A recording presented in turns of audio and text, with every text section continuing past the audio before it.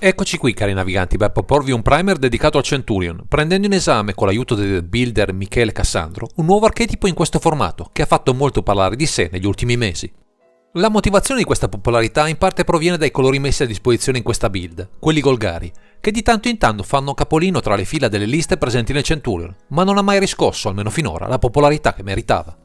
Non si resta però certo indifferenti alle potenzialità offerte da questa carta, che già di suo si propone sia come creatura che come viandante, in uno strano connubio che spiazzerà più di un avversario, incredulo di fronte al suo potenziale distruttivo. Questa volta vi parleremo di Grist, The Hunger Tide.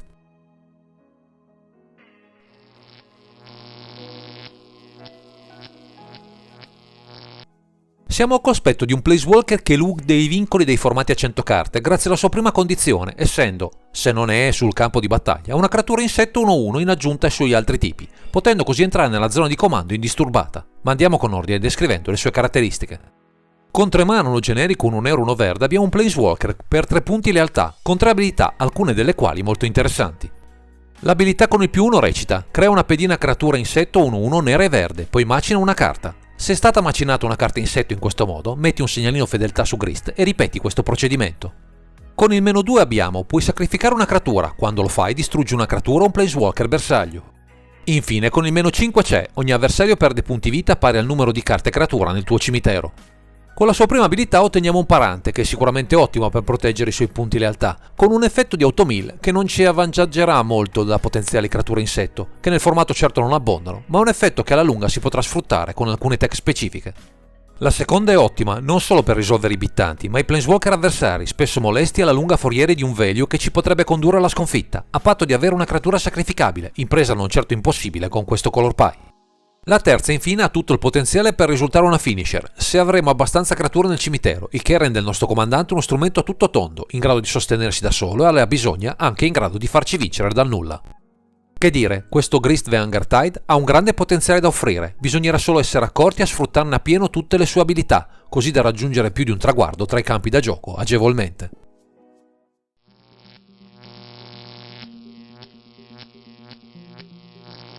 Viste le 3 abilità messe a disposizione da questo Grist The Hunger Tide, di certo non ci lasceremo sfuggire l'occasione di un suo ingresso trionfale in campo, soprattutto nei primi turni, quando la pressione ai suoi punti lealtà sarà poca e potremo trarre vantaggio per la vittoria. Per questo motivo, visto anche il costo di cast del generale, non certo esoso, introdurremo diversi mana dork pronti ad accelerarne l'ingresso in campo, oltre a essere disponibili a immolarsi alla causa della sua seconda abilità, nel caso dovessimo rimuovere qualcosa di scomodo: Bird of Paradise, Elves of the Deep Shadow, Elvish Mystic, Finaror Elves e Llanowar Elves. A questi elementi, non molti per la verità, affiancheremo Wild Grow, giusto per avere un'altra carta che ci può offrire mana aggiuntivo, con una maggiore resilienza rispetto alle creature, che o noi o l'avversario provvederemo a uccidere quanto prima. Con un generale che ha bisogno di un body sacrificabile per fungere da rimozione, se vuole agire subito al suo ingresso, è chiaro che ci serviranno alcuni elementi di card draw o card selection di supporto, visto che non abbiamo niente del genere nella zona di comando. Ecco perché tra le 99 abbiamo Dark Confidant, Yakmot Transfusion e Skullclamp a darci una mano. In particolare il chierico e l'artefatto si integrano a perfezione con il nostro viandante, così da avere una buona consistenza nell'azione, senza contare che con Survival Library e Necropotence ci assicuriamo un paio di incantesimi resilienti e versatili per avere più carte in mano, anche a costo di qualche punto vita perso nel processo. Dovremo poi fare i conti con l'effetto di mill della prima abilità del generale, che potrebbe farci perdere creature utili a proteggerlo. Ecco perché con Bloodcast e una serie di magie, Agadim Awakening, Reanimate e un'art, proveremo a sfruttare il cimitero ingrossato, anche se andremo a indebolire la Ultimate di Grist, togliendo creature dal grave.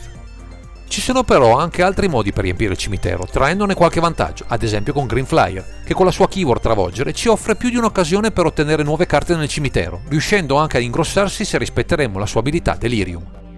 Vogliamo inoltre essere certi di essere gli unici signori incontrastati dell'oltretomba, quindi provvederemo con Tautri, Void Walker, The Tri-Shaman, Endurance e Scavenging Ooze a svuotare il cimitero del nemico, ottenendo qualche plus utile anche solo in fatto di bittanti ingrossati in campo.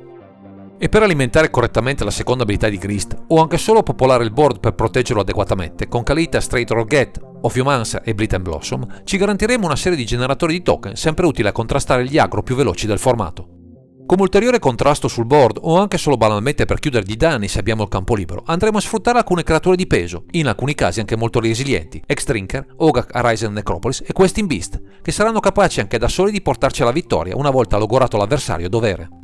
Possiamo però sfruttare anche un altro tipo di chiusura attraverso l'abilità Magecraft offerta da Sedgemoor Witch e Witherbloom Apprentice, in combinazione con una magia old school di recente tornata alla ribalta, Chain of Smog, bersagliandoci per pedine o danni infiniti, senza possibilità di replica per l'avversario. Chiudono questa sezione del mazzo due carte flessibili, Rankle Master of Pranks, una creatura che non ha bisogno di presentazioni, e Witherbloom Command, una magia modale che può sempre risultare utile in base alle nostre esigenze, che emergeranno nelle varie fasi della partita.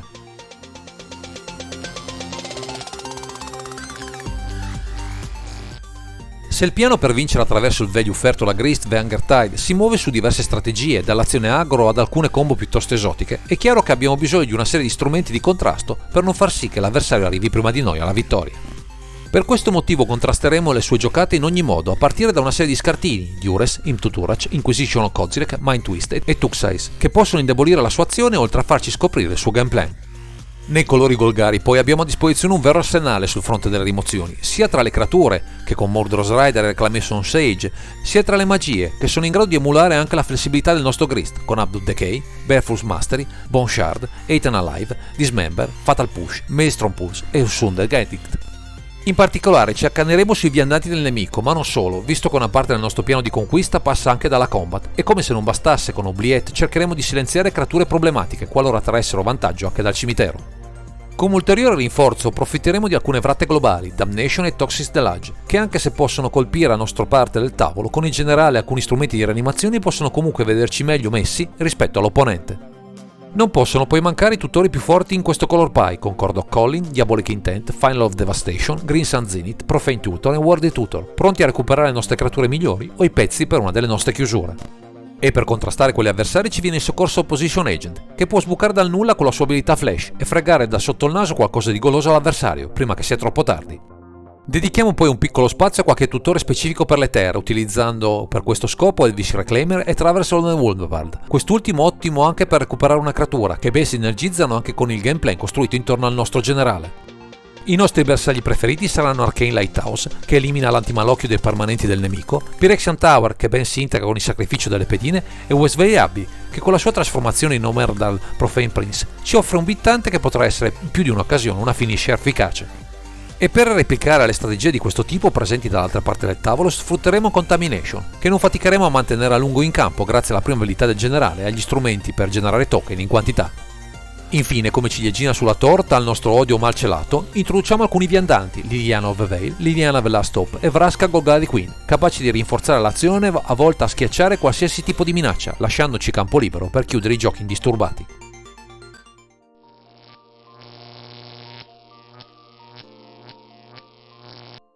Il percorso che ha portato Michele Cassandro a costruire una build attorno a Grist via Undertide è passato attraverso un lungo periodo di adattamento e di tuning che ha tenuto conto dei cambiamenti occorsi al formato e a diversi ragionamenti effettuati intorno a determinate carte. Si pensi a quanto impegno è stato speso per valutare e poi togliere dalle 99 una carta apparentemente poco impattante come Utopia Sprawl, tra calcoli di percentuale di presenza nella mano iniziale o in late game, per capire il lavoro speso dietro questa build. Ogni carta è stata esaminata con attenzione, con continui esperimenti atti a migliorare l'impianto complessivo, come nel caso di Elvish Reclaimer al posto di Crop Rotation, ancora in forse nonostante sulla carta possa esprimersi al meglio in questa lista. Insomma, un lavoro certosino attorno a questo Grist Vanguard Tide, da parte del suo deck builder, a riprova che questo formato va affrontato con attenzione scrupolosa se si vogliono raggiungere risultati apprezzabili tra i tavoli dei tornei del Centurion.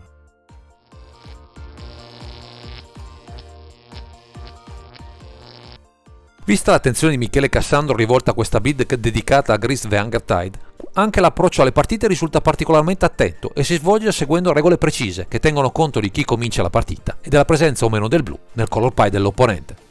Trattandosi di una lista orientata a fare veglio a tutti i costi, con un approccio simile ai Golgari Rock del formati a 60 carte, è chiaro che il comandante svolge un ruolo fondamentale per le nostre partenze, se siamo sicuri di farlo entrare in curva presto. La partenza ottimale in questi frangenti sarà il T1 mana d'orco o un effetto di ramp, mentre al T2 il generale che con il suo +1 ci offrirà un token, buono come parante per gli acro, in grado di mettere pressione se siamo contro un control. Dovendo affrontare un opponente che ha il blu e potrebbe sulla carta con le sue interazioni mandare all'aria i nostri piani, potremmo proporre strade alternative sfruttando il piano midrange, magari con al T1 X-Trinker, mentre al T2 proporre bombe quali Green Flyer, Sylvan Labere o Dark Confidant, sfruttando le carte dalla mano iniziale al meglio. Se invece siamo noi a iniziare la partita anche con questi avversari, la via maestra con il cast del generale di secondo resta la migliore, visto che in molti casi le sue interazioni gli fanno perdere carte nel processo o lo portano a tenere mani non ottimale, dandoci maggiori margini di vittoria. Le possibili chiusure passano comunque dal nutrito vantaggio offerto dal generale, andando a proporre ad esempio un lock on contamination, che grazie ai nostri generatori di token potrà darci modo di bloccare per molto tempo la mana base avversaria. Un'alternativa decisamente brutale arriva con Ogak, Ryzen e Necropolis, grosso e resiliente quanto basta, mentre con Bloodcast avremo un motore abbinato al value del generale, attivando con accortezza il suo +1 prima di fare l'end drop, così da avere sempre un bittante nelle fasi avanzate della partita. Infine un'ultima considerazione sulla combo basata su Chain of Smog, che è più che un'aggiunta situazionale, visto che non abbiamo molti tutori specifiche per questa spell, ma se ce la troveremo in mano, le 7 carte in grado di recuperare Widowbloom Apprentice potranno regalarci al volo una vittoria inaspettata per l'opponente.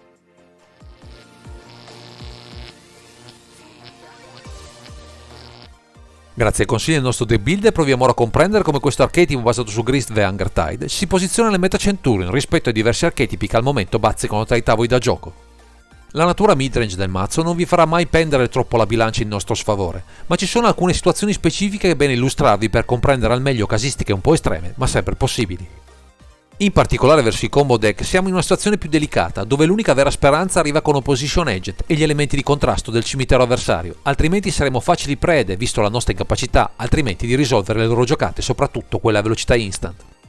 Un matchup particolare lo avremo con Geist of Saint Draft, dove alcune nostre carte specifiche come Sudden Edict e Arcane Lighthouse ci possono permettere di risolvere questo generale, mentre noi con i nostri token continuiamo a rallentare la sua avanzata, riuscendo a impostare nel frattempo una delle nostre chiusure.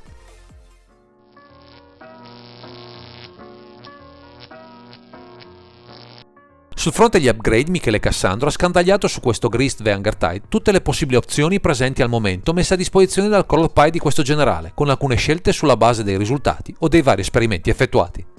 Una carta al momento messa in panchina è Yawgmoth's Will, ritenuta, dopo un'attenta valutazione, non così fondamentale per la strategia di questa build, lasciando alla fine il posto ad altre scelte più efficaci in tutte le situazioni. Forse l'unica aggiunta da prendere in considerazione è Salvan Tutor, ma è ancora in forse, non tanto per il suo costo, di fatto il triplo di World di Tutor, ma per il fatto che è una stregoneria, non certo il massimo per un tutore che ci costringe anche a rivelare ciò che abbiamo cercato. Un'ultima considerazione va a una carta al momento bannata in Centurion, Deadly Relic, carta sicuramente forte, ma di certo meno prestante delle rispettive controparti blu e rossa, coltivando così con la speranza di poterla utilizzare dopo un suo futuro unban.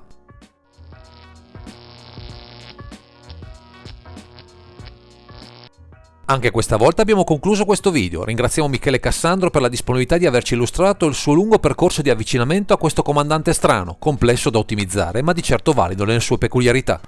Se volete un archetipo votato al velio, ma non volete per forza di cose utilizzare un color pie a base blu, questo Grist the Hungertide potrebbe fare al caso vostro, soprattutto perché vi darà ampi margini di crescita sul fronte delle skill da mettere in pratica tra i campi da gioco del formato.